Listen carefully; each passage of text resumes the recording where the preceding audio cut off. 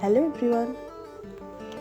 তো দেখো, সকালবেলা স্নান টান করে আমি ঠাকুরের এদিকে জোগাড় করা শুরু করে দিয়েছিলাম।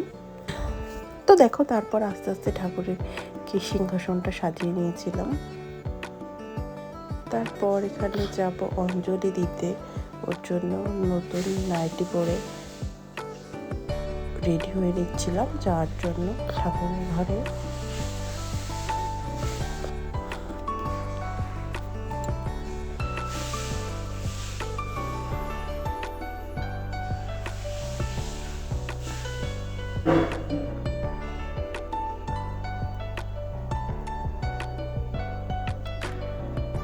আর দেখো, ফাইনালি ঠাকুর ঘরটা এরকম দেখতে হয়েছিল। তোমরা সবাই জানিও কমেন্টে কেমন লাগছে ঠাকুর ঘরটা।